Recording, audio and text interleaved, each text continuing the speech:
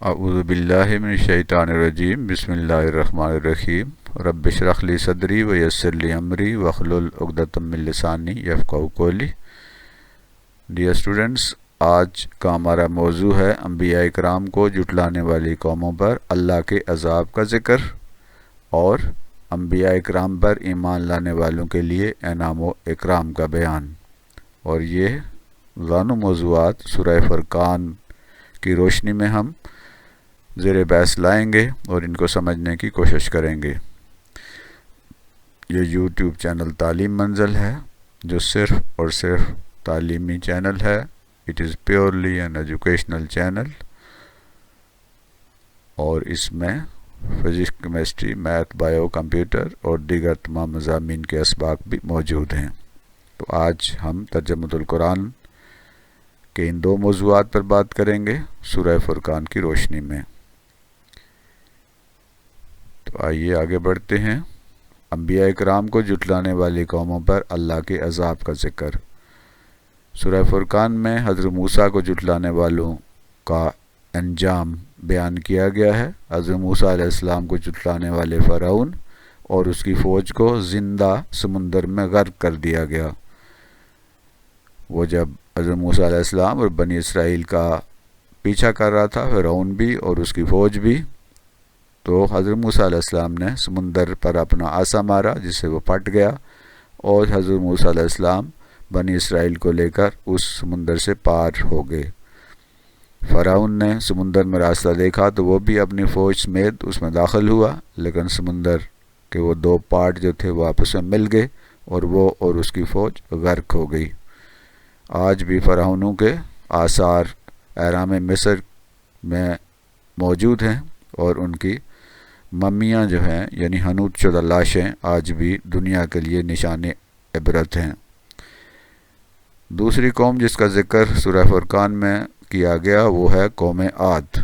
قوم عاد کا انجام، ان پر کیا عذاب نازل ہوا؟ تو قوم عاد کی طرف حضرت ہود علیہ السلام کو بھیجا گیا، مگر انہوں نے حضرت ہود کو جھٹلایا، جس کے نتیجے میں ان پر شدید آندھی کا طوفان بھیجا گیا، جس سے یہ تباہ و برباد ہو گئے۔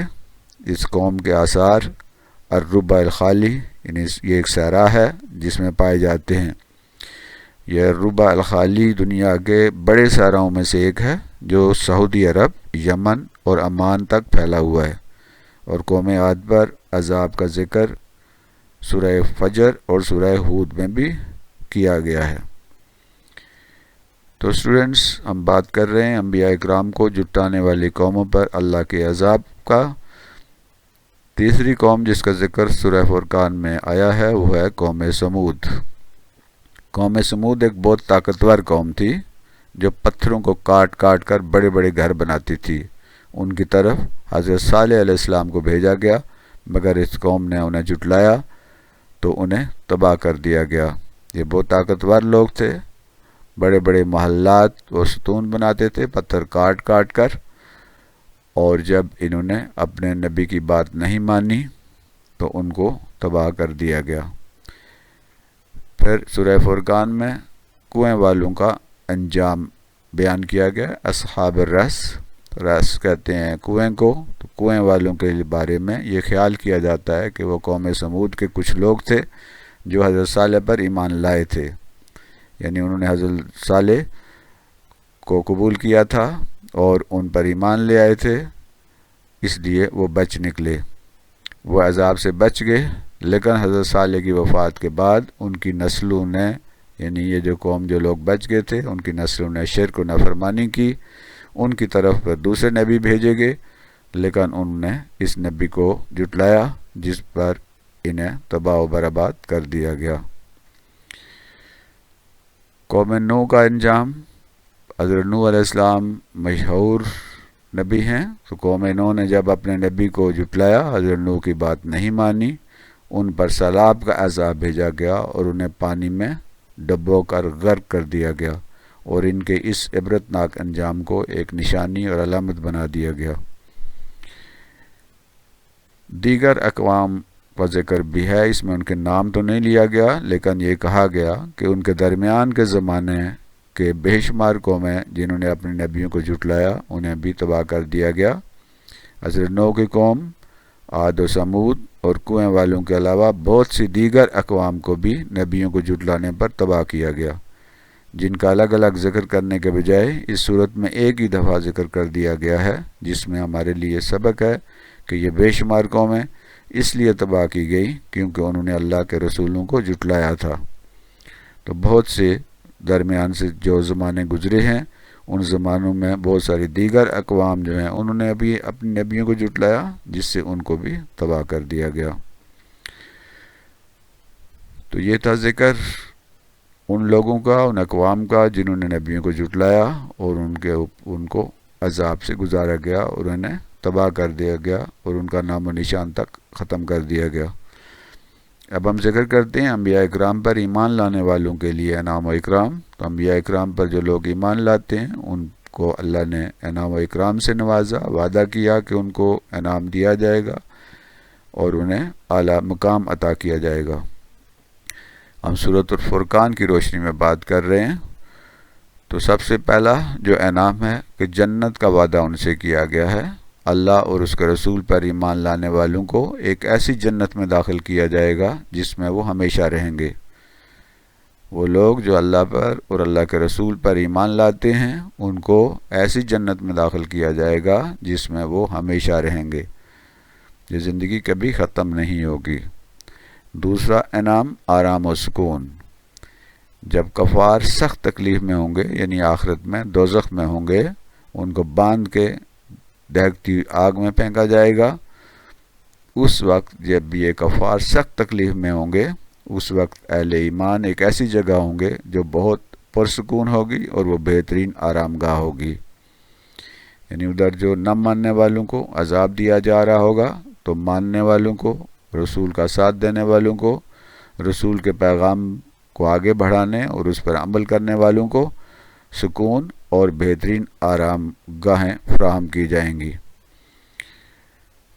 جنت میں ایسے لوگوں کے لیے جو اللہ اور اللہ کے رسول کے فرما بردار ہیں انہیں اعلیٰ مقام دیا جائے گا۔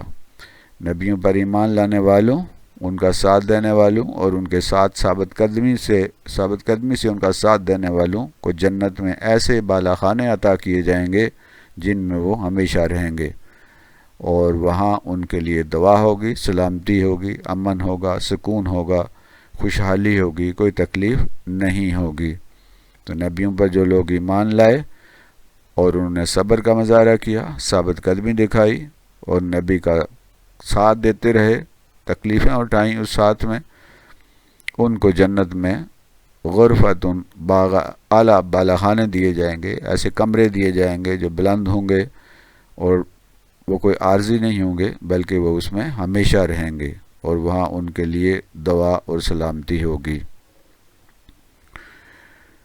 تو اسٹوڈنٹس، آج ہم نے بات کی ہے ان لوگوں کے حشر کے بارے میں، ان لوگوں کی عذاب کے بارے میں جنہوں نے اپنے نبیوں کو جھٹلایا اور ان کی تعلیمات پر عمل نہیں کیا۔ پھر ہم نے بات کی ان لوگوں کی اور ان انعام و اکرام کی بات کی جو اللہ ان لوگوں کو عنایت کریں گے جو نبیوں کا ساتھ دیتے رہے اور نبیوں کے ساتھ دینے میں تکلیفیں اٹھائیں اور صبر کا مظاہرہ کیا۔ تو یہ تھا آج کا سبق۔ اللہ ہمارے علم میں اضافہ کرے اور ہمیں مزید سیکھنے کی توفیق عطا فرمائے۔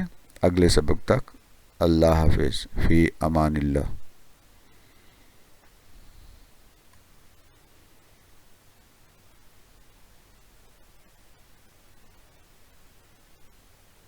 تو جو دلچسپی سے دیکھنے اور سننے کا بہت شکریہ۔ یہ چینل تعلیم منزل ہے جو صرف تعلیم و تربیت کے لیے ہے۔ آپ اس کو سبسکرائب بھی کیجئے، اسے دوسروں کے ساتھ شیئر بھی کیجئے اور اس سے خوب فائدہ اٹھائیے۔ اللہ حافظ۔